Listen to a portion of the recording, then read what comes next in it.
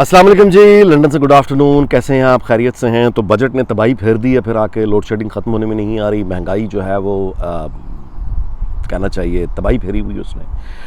रोज़गार जो है वहाँ पे उसका जो दायरा है वो मज़ीद सिमट रहा है, क्योंकि इकॉनमी जो है वो श्रिंक हो रही है। तो इसका मतलब ये है कि दूर दूर तक कोई रिलीफ का तो कोई सामान नहीं है, ना कोई नई फैक्ट्री इंडस्ट्री लगने का चांस है, ना ही कोई जिससे नौकरियाँ मतलब ज़ाहिर आए, कोई चांस नहीं है। और महंगाई जो है वो ज़ाहिर बढ़ रही है। ये महंगाई जो है, इस महंगाई ने अभी और बढ़ना है। ये बजट जो है ये आप इसको फाइनल ना समझें।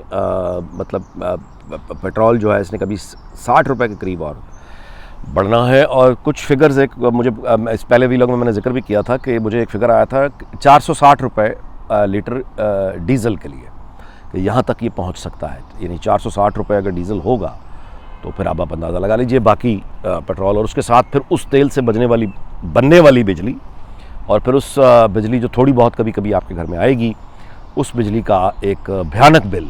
जो जितनी बिजली आपने इस्तेमाल की है, आप उससे 8-10 गुना ज़्यादा पैसे देकर वो जुर्माना देंगे बेसिकली अपनी गुर्बत और अपनी कमज़ोरी का। जो आपने चूँकि ज़ाहिर है गरीब रहते हुए और ज़िल्लत की ज़िंदगी गुजारते हुए आपने उसको तकदीर पे डाल दिया, मेजॉरिटी ऑफ पीपल, कि जी किस्मत में यही है, क्या करें।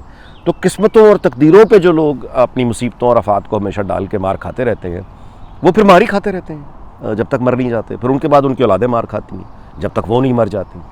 तो ये पाकिस्तान का जो विशियस सर्कल जो जिसमें गरीब पिस रहा है, तमाम तीसरी दुनिया के ममालिक, उनके लिए बड़ी अफसोसनाक खबर ये है कि ऐसा ही रहेगा, इसमें कोई तब्दीली नहीं आएगी।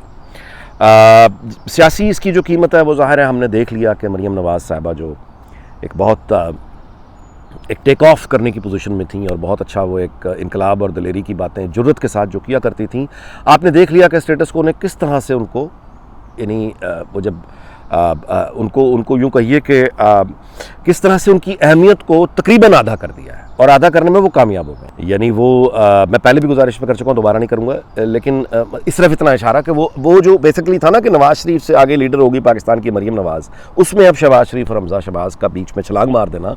अब वो जो कश्ती जा रही थी, वो कश्ती पे ज़रूरत से ज़्यादा बोझ है, वो ऑलरेडी अब गुमेरियाँ वो कश्ती ने खाना शुरू कर दी है। बिकॉज नवाज़ शरीफ का नाम लेके अब 3 लोग पाकिस्तान में सियासत कर रहे हैं, तीनों के तीनों फैमिली के मेंबर हैं, और तीनों में से 2 जो हैं उनका अपना वोट बैंक कोई नहीं है, वो ऑफिस में बैठे हुए हैं। और जिसका वोट बैंक जाना था, now she is another Sharif, and administratively मतलब है कि ऑब्वियसली इररेलेवेंट। उनका जो काम अब रह गया है वो पार्टी के वोट बैंक को बचाना और बढ़ाना और पब्लिक रिलेशंस, और ये बेसिकली उनका जिम्मेदारी डाल दी गई है, जिसमें ज़ाहिर है कि 50%। इसलिए मैं कह रहा हूँ कि दोबारा से क्या वो बात नहीं रही, क्योंकि अब वो स्टेटस को कि ये जो जुल्म लोगों पर हो रहा है वो उसकी वजाहतें भी दे रही हैं, और नून लीग वो अपने सर भी ज़ाहिर है उन्होंने ये डाल लिया हुआ है। और हमारे लोगों की याददाश्त की क्या आप मतलब बात करें, ये कहना कि ये लोग ये समझते रहेंगे, ऐसा नहीं होगा, ये इनके मतलब है गले पे जाएगा। अच्छा, अब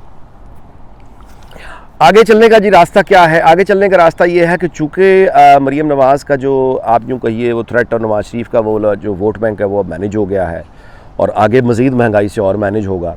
तो ये इसके बाद अब जब इलेक्शंस होंगे तो वो वाली मेजॉरिटी जो नून लीग को मिल सकती थी अब वो नहीं मिलेगी, जिसके बाद दोबारा से एक हंग पार्लियामेंट ही का मंसूबा है। हंग पार्लियामेंट क्यों? क्योंकि इस्टेब्लिशमेंट जो है वो ये चाहती है कि वो उसका जो तसल्लुत है वो बरकरार रहे। एक मजबूत पार्टी, एक मजबूत पॉलिटिकल लीडर जो पैदा होता है वो ज़ाहिर है कि स्टेटस को चैलेंज करता है ना, वो तब्दील कर देता है चीज़ों को। आज पाकिस्तान जिन गैर मामूली हालात का शिकार है, इन गैर मामूली हालात में वो चांस बन गया था जमहूरी क़ुव्वतों के लिए, जो ज़ाहिर है कि इनएविटेबली पंजाब में नून लीग की तरफ ही देख रही थी। वो तमाम जमहूरी जो आप अवामी जो कहिए आइन की बालादस्ती के जितने भी ख्वाहिशमंद थे, उनका ये ख्याल और तसव्वुर या उनकी उम्मीदें नून लीग के साथ थी पंजाब की हद तक, कि वो अब स्टेटस को तब्दील करके, और ये जो गैर मामूली हालात हैं, इन गैर मामूली हालात में आइन की बालादस्ती की जद्दोजहद बहुत आसानी से हो सकती थी।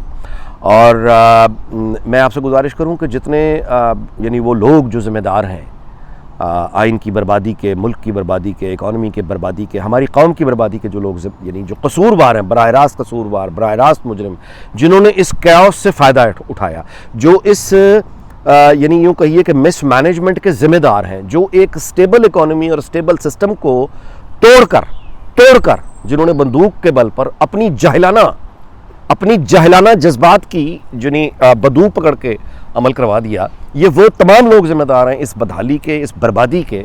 लेकिन जितने वो जिम्मेदार हैं उतने ही जिम्मेदार वो तमाम सियासतदान भी हैं जो उनको प्रोटेक्ट कर रहे हैं, जो उनसे सवाल नहीं कर रहे, जो उनके आगे अपना सीना कर रहे हैं। और उनका इंटरेस्ट क्या है? उनका इंटरेस्ट ये है, देखें विद इन द पार्टी भी तो एक गेम ऑफ थ्रोन्स है ना भाई, कौन किसको बख्शता है। अब अगर शहबाज शरीफ ने ये यानी इलेक्शंस के बाद हंग पार्लियामेंट हो, कोई पार्टी की एब्सोल्यूट मेजॉरिटी ना हो, वही यानी थोड़ी सी मेजॉरिटी के ऊपर एस्टैब्लिशमेंट के ताउन से हुकूमत बने, जैसे मतलब है, आप मेरी बात समझ रहे हैं? तो ये सारी चीज़ें फौज को, ये एस्टैब्लिशमेंट को, या जजेस को, उनको तो सूट करती हैं। सियासतदानों में ये किसको सूट करता है? और मेरे भाई शहबाज शरीफ को सूट करता है। क्या हो गया आपको?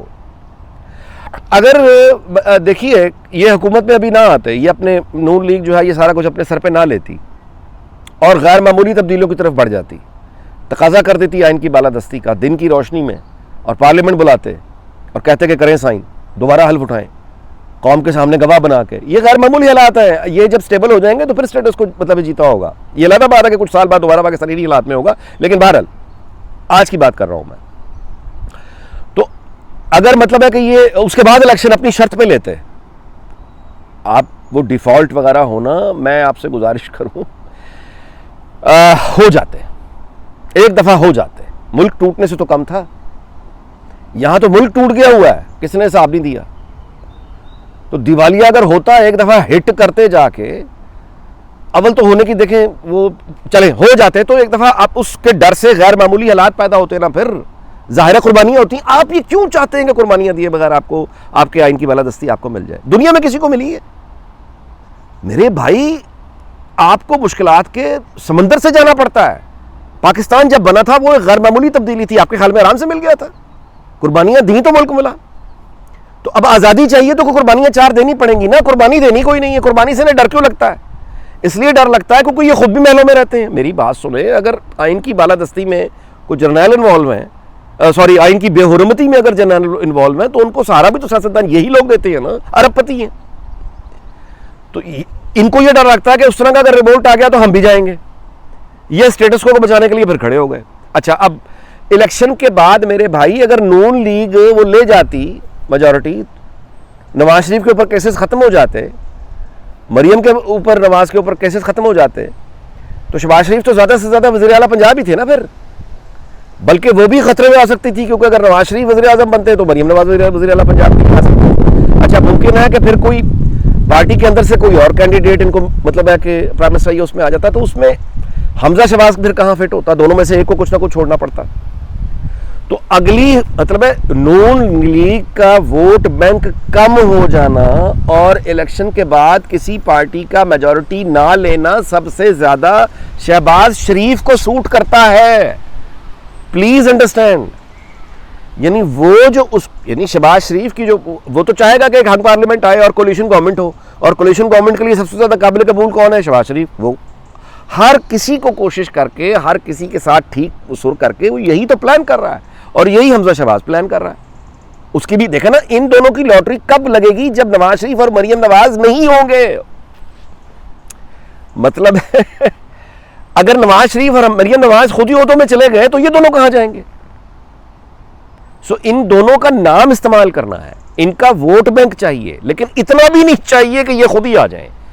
सो ये मौजूदा बेनिफिशरी जो भी आपको विद इन नून लीग मिल रहा है, या स्टेटस को के हामी जो बेनिफिशरी हैं इसके, जो इसको प्रोटेक्ट करने की कोशिश कर रहे हैं, ये वो तमाम कुव्वतें हैं। इनको आप देखिए, और सियासत के तारीख के तालिब इल्म खास तौर पर इस बात को देखिए कि किस तरह से फैमिली पार्टी के अंदर से मिलती हैं, यानी जो पार्टनरशिप होती है गैर आइनी ताकतों के साथ, और उनके साथ मिलकर फिर गैर आइनी खेल खेला जाता है। ये जो अवाम का इंटरेस्ट है वो हमेशा अशराफिया के, हमारे जैसे मुल्कों में अशराफिया का इंटरेस्ट एक होगा नॉर्थ में, अवाम का इंटरेस्ट होगा साउथ में। ये ईस्ट और वेस्ट ना, नॉर्थ और साउथ वाले मामलात हैं। अगर तो आपने अशराफिया का पाकिस्तान रहने देना है तो अवाम की कोई मुस्तकबिल नहीं है, यही रहेगा जो है, और इसका मुस्तकबिल अफगानिस्तान है। अगर अवाम का मुस्तकबिल और कौम का मुस्तकबिल सामने रखना है तो अशराफिया मर जाती है या तब्दील हो जाती है, नई अशराफिया वजूद में आएगी, जमहूरी अशराफिया वजूद में आएगी। तो मौजूदा स्टेटस को कि मैं वीलॉग इस बात पे ख़त्म कर रहा हूँ कि महंगाई, बजट, लोड शेडिंग, बढ़ती हुई क्राइम जो इससे आने वाला है, क्राइम और बढ़ता हुआ एक तबाही और वो ये सब कुछ, हर चीज़ और हर तबाही जो हो रही है ये होती रहेगी, इसमें कोई कमी नहीं आएगी जब तक आइन की बालादस्ती नहीं होती। और अनफॉर्चुनेटली मौजूदा सेटअप में सबके सब स्टैब्लिशमेंट के साथ खड़े हैं, सबके सब स्टेटस को के साथ खड़े हैं। और इस क्यों खड़े हैं? इसलिए कि उनकी अपनी जीत भी उसी में ही है, जूनियर पार्टनर के तौर पे सही, लेकिन अपनी जीत भी उनकी यही है। वो कभी नहीं चाहेंगे। हाँ, अवामी ताकत वो कौन है? वो मरीम नवाज़ है, वो नवाज शरीफ है। और स्टेटस को ने इन दोनों को बाहर निकाल के, कैसे कमाल की बात है, इन्हीं का वोट बैंक इस्तेमाल करके इन्हीं को बाहर कर दिया। सो लेट्स सी, शतरंज का खेल है, देखते हैं आगे जाके क्या होता है। अच्छा जी, अल्लाह ताला पाकिस्तान के, उसके हमसायों को सबको बहुत शाद और आबाद रखे, दुनिया भर, बरतानिया, अमेरिका समेत। आपसे मुलाकात होगी अगले वीलॉग में। अपना ख्याल रखिएगा। अल्लाह हाफ़िज़।